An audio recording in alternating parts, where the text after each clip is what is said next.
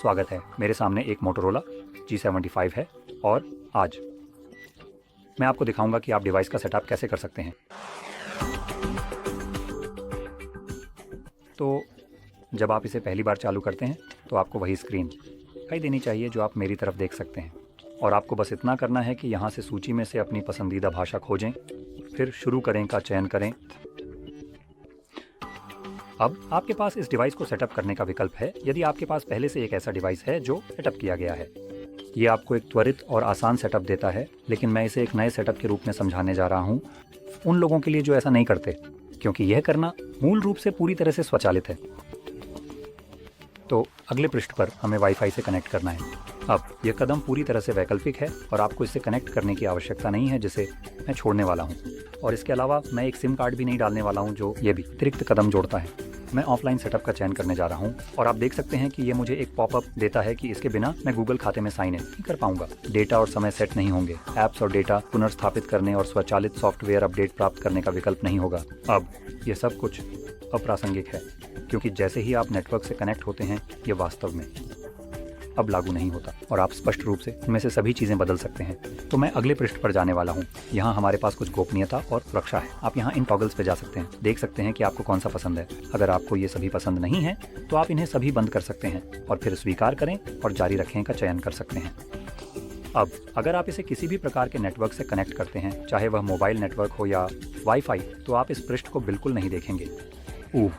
यह तारीख और समय है जो मेरे लिए दिखता है, क्योंकि मेरे पास कोई नेटवर्क कनेक्शन नहीं है, तो डिवाइस को यह नहीं पता कि समय क्या है और यह मुझे इसे ठीक करने का विकल्प दे रहा है। और मैं आपको बता सकता हूं कि यह 1.26 नहीं है सुबह अभी।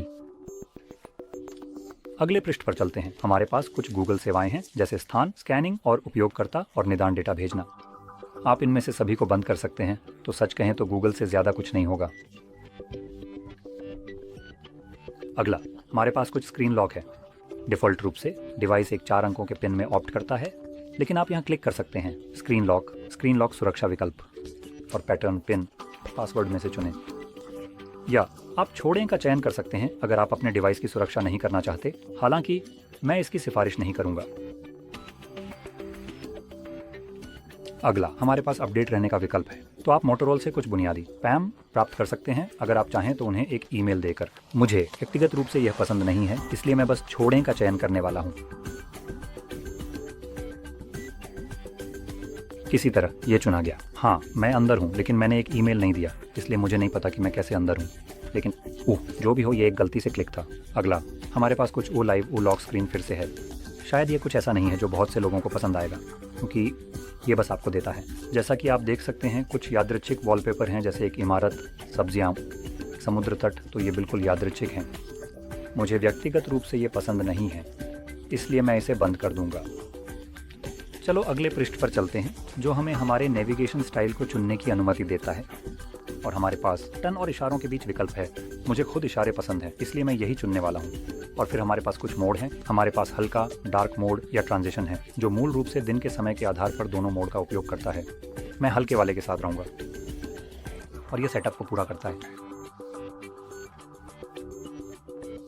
बस ऐसा ही। अब अगर आपको यह बहुत मददगार लगा तो लाइक करना, सब्सक्राइब करना ना भूलें। इसके लिए धन्यवाद।